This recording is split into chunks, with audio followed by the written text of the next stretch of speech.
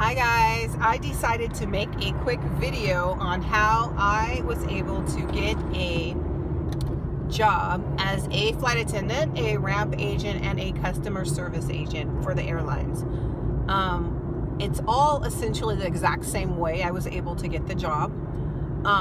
It's weird. It's like they have a formula of the people that they want, and they pretty much do it the same way, at least in my experience. And I've worked for major airlines, and I've also worked for a smaller airline. First thing you do is you go online and you see if they're hiring in your area or wherever you're going to want to work. There's two ways to do it. There's always cattle calls. So cattle call is when there are a bunch of candidates that come in a room, and then they little by little they whittle them down into a small group of the candidates they actually want to hire. A lot of times you find that information online. So sometimes when you have a cattle call, you have to actually be invited to the cattle call. It's not just for people that come from the public.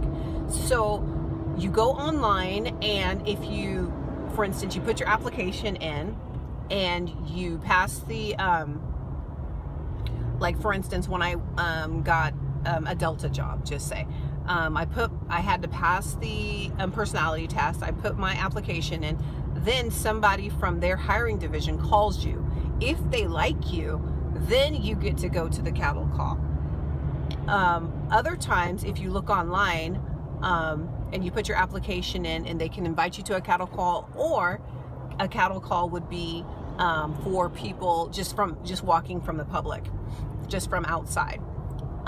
So the cattle call is a bunch of people waiting in line. You sign in, you get a number. There's probably hundreds of people there, and they have you, sometimes to whittle it down, they'll have you take a test. Like for flight attendants, they had you take a test. It ended up being about 6th, 7th grade level of math and English, and that's how they were able to get rid of about maybe 20-30% of the people. After that test, then you had a group interview. And even for ramp and customer service, the group interview consists of you stand up, and they tell you what to say. For instance, you say your name, you say maybe something interesting about yourself and why you want to work for Airline A. So you go up and say, hi, my name is so-and-so. I love to travel. I am a very flexible person, and I want to work for this airline because da-da-da-da-da. That is the next thing in which they whittle you down. Then you have the small interview. So for instance, if they like you from the group interview, then you'll wait a few minutes, and then they will write your name on a piece of paper. They will either type it or just a handwritten name. And if your name is on that, then it means that you went to the next level. Okay, on that next level, then you have a individial interview. The individual interview is with maybe, it could be 1-to-1, or it could be 2-to-1 or 3-to-1. And you're in there by yourself, and you interview. They ask you more intense questions. Any questions that they have about your resume, like one of my questions was, since I am a woman, for one of the ramp jobs was, do you feel as though you're able to pick up up to 70 pounds regularly? Different questions like that. Or, I see you have another job. How are you going to be able to have the flexibility that this job needs? The main thing that they want to hear in interviews is, number one, you're going to put the airlines first. Number two, you have flexibility, and that you are willing to work holidays, weekends, odd hours, any type of hours. And number three, they also want to know if you want to relate, or if you are willing to relocate. Especially with flight attending, they want to hear that you are willing to relocate. Once you get the job, you do not have to relocate, and you can be considered a commuter. I was a commuter, and I commuted from California to Chicago weekly. We also have commuters at the airline I'm with now that are rampers, and they commute also.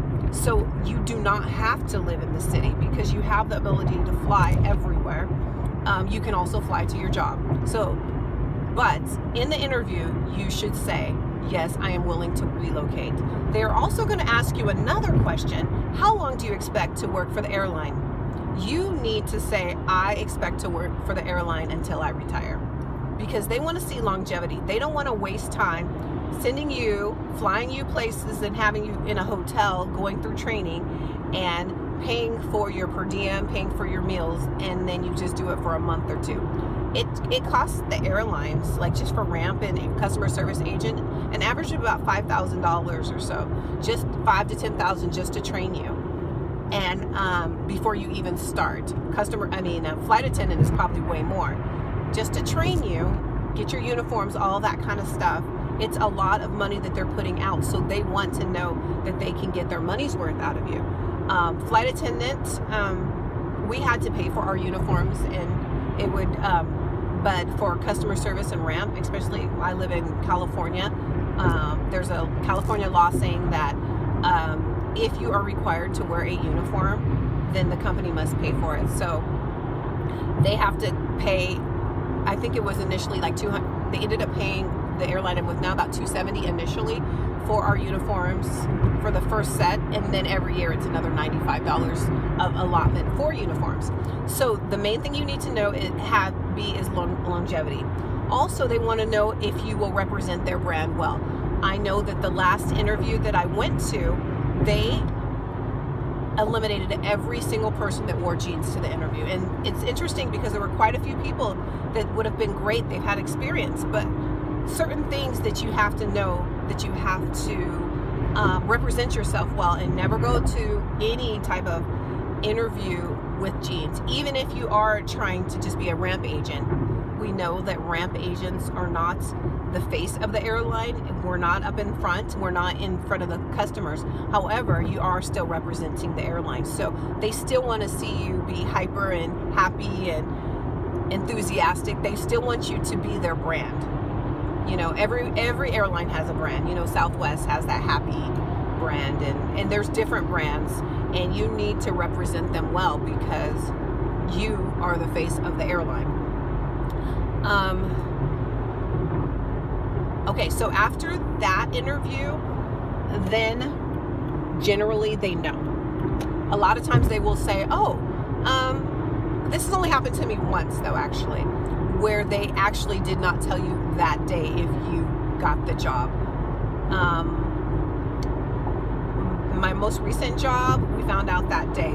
They brought you in, and they told you initially that you're going to get hired, and then they tell you, you have to have your drug test within 48 hours, your physical, all those different things. Remember, I know that certain substances like marijuana and stuff are legal in certain states. I know it is in my state, but if it's in your system, you're not going to get hired, even though it is legal. And you have to take your drug test, I think, within 48 hours or so, right away, because they don't want you to be, get it out of your system if you are a drug user. And also, they will do random drug tests because we do work in the transportation industry. You have to be drug free, even though it is legal in your state. The only time that I'd ever not gotten an offer on the spot that day was once, when it was the old Continental before they turned into United Airlines, that I went home and I got a letter within a week or so. But other than that, you pretty much know that day. And what they tell the people that don't know, that do not get the job, is we will contact you within the next few days. A lot of times they say that, and you normally don't get the job. And then they put you in different rooms. They'll say, okay, go to room A. And other people say, oh, we'll contact you. So when you go to room A, then you'll be there and you'll be signing all the paperwork. And so that's that. Expect to be there all day. Probably my quickest interview was a Delta interview, and that only took about maybe 3 hours. But other interviews that I've gone to, flight attendant interviews, oh my goodness, you get there at maybe 9 a.m., you're not done until 3. And then for flight attendant interviews, you don't know that day. You just know that you passed that initial. Then they give you, they say that they want to fly you, like for instance for United, they flew you to Chicago for another interview, the second leg of the interview. For the current airline that I'm with now, I was there from about 9 a.m. and I did not leave until 3:30. So this is not a 2-hour interview. Expect to be there all day because there's so many levels, there's so many layers, and so that is what happens with that. Also, once you are hired, make sure your background is clean. I mean, it has to be clean. You cannot have any type of issues going back. They'll be doing a fingerprint test because you have so much access to security and security stuff and different things that you have to have a clean background to work for the airlines. What else? Also, when you do put your information down, you cannot have any gaps in unemployment. If you were in school, you have to put you were in school or different things. So, so every single day has to be accounted for in the past 10 years. If you're obviously like a young kid and you were in school, in high school and middle school, then you just put that down. But you have to account for the past 10 years that you did, what you have done. So that is how I was able to get hired, or those are the ins and outs of getting hired for the airline. Group interview, and then they whittle it down. Thank you guys so much for watching, and I hope you guys have an awesome day, and I will see you in the next video.